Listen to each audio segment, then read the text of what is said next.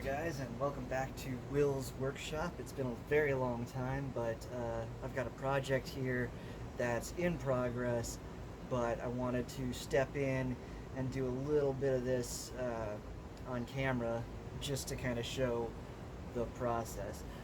So I finally got my sword fit into a scabbard core, and I even started shaping the outside.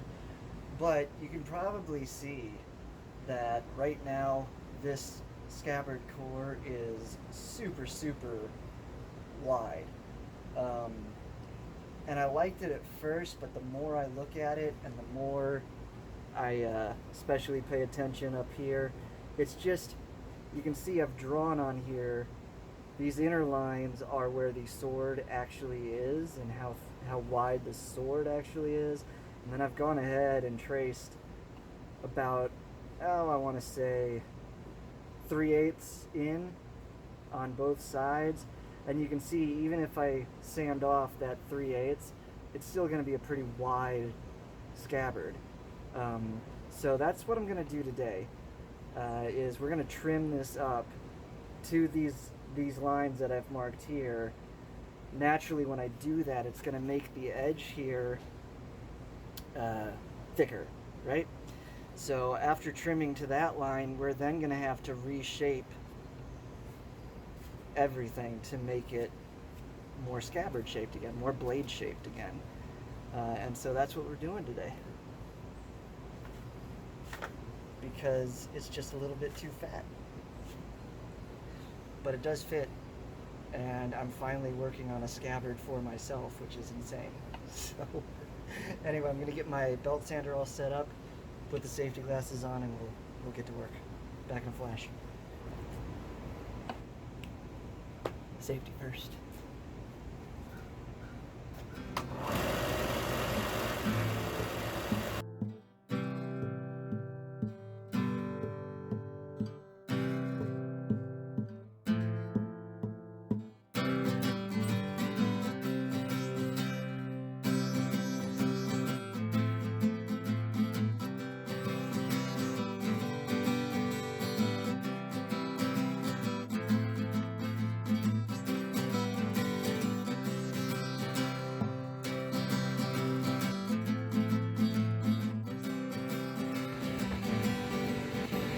Alright, so got it thinned down. Now I have to go back and make these edges thinner, which is a bunch of fun. And now I've got to pay more attention to my opening here. As you can see, it's fatter right here on this corner, so I can pull that out a bit. But this corner over here, that one's already pretty sweet, so just got to pay attention and take my time, and yeah, back to it.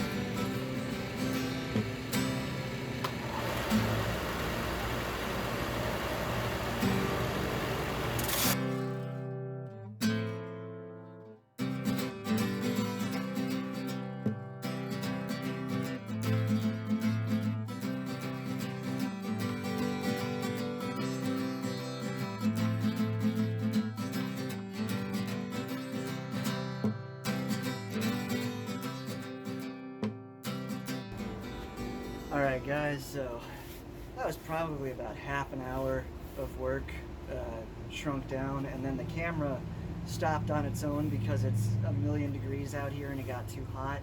So half an hour of recorded video shrunk down in a time lapse plus I don't know, probably 20.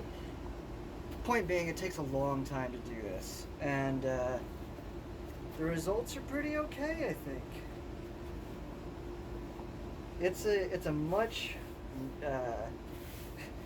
much smaller core now. It's much closer to the actual width of the sword blade. So I think this is going to end up being just a better size and fit all around.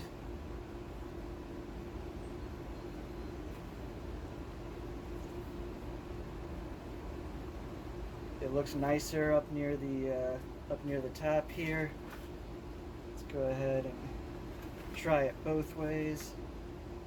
Oh yeah.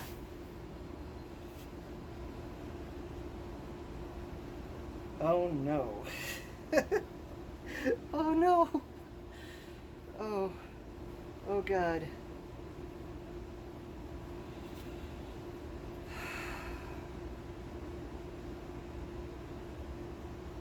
And there's the danger of making it fit perfectly.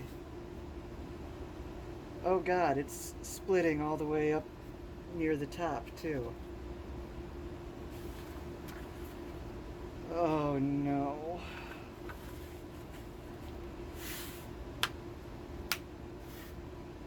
Oh no.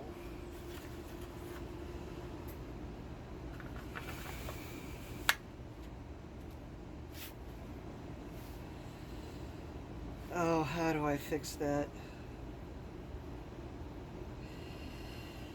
Son of a gun. I might just have to make a whole new core for this sword now, because I have no idea how I'm supposed to fix that.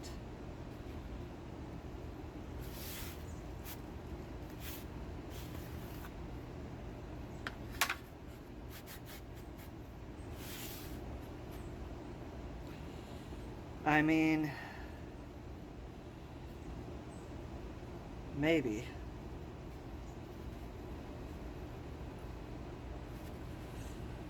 Maybe. Alright, so here's the plan. I have rubbed down the blade of the sword with frog lube. It's a rust protector, lubricant, keeps things protected. The sword is now in the scabbard, and there are cracks that have formed. We're going to liberally apply some Gorilla wood glue along the edge and hopefully down into those cracks, at which point we're going to take this masking tape and tape the hell out of it to squeeze it together. And then we're going to have to let it cure overnight. So that's the plan, and with any luck it'll work. But you know, I've never done anything like this before, so it could fail miserably, but might as well try it, because I'm not going to be able to go to the hardware store and pick up more poplar today anyway, so c'est la vie, as they say. I've got nothing to, okay, yeah. We're ready with the glue.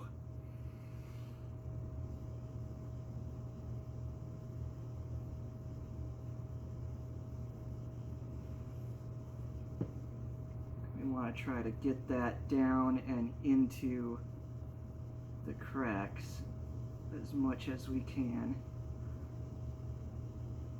Get in there.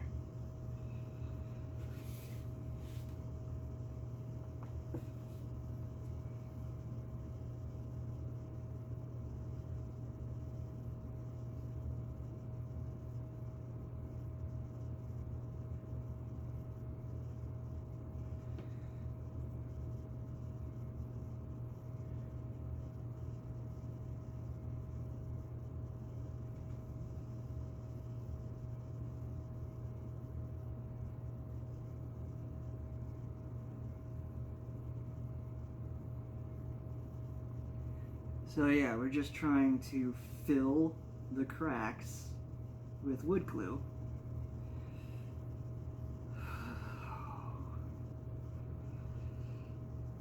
And the stuff basically becomes wood.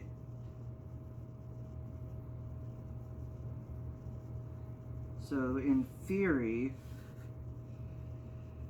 it'll fuse the two sides together even stronger than before.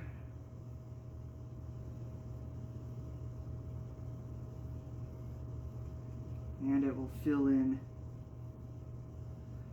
the cracks, and then I can very, very lightly probably just hand sand off any clumps that I end up getting.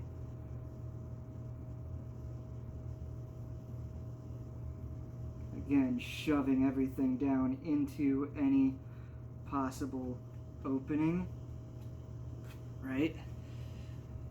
Now, of course, it started cracking on both sides after I looked at it. God knows, don't look at your work. So, we're gonna have to hit this side as well. Ooh, come on, just whatever, we're gonna get messy. You know, another thought, now that I'm already doing this, I've seen people mix like wood glue and sawdust to do things similar to this. A little late for me, but again, c'est la vie. This is what I came up with, and hopefully it ends up working. All right.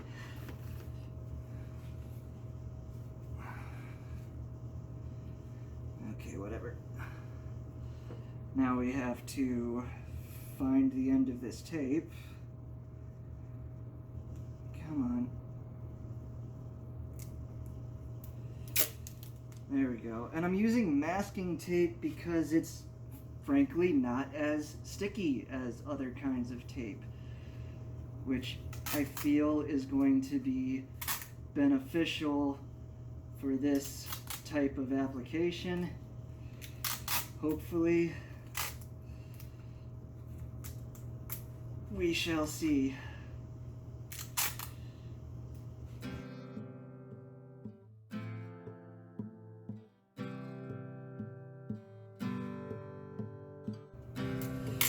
The hope is that because masking tape's not as sticky as other tapes, that after the glue dries, the tape will come off easier.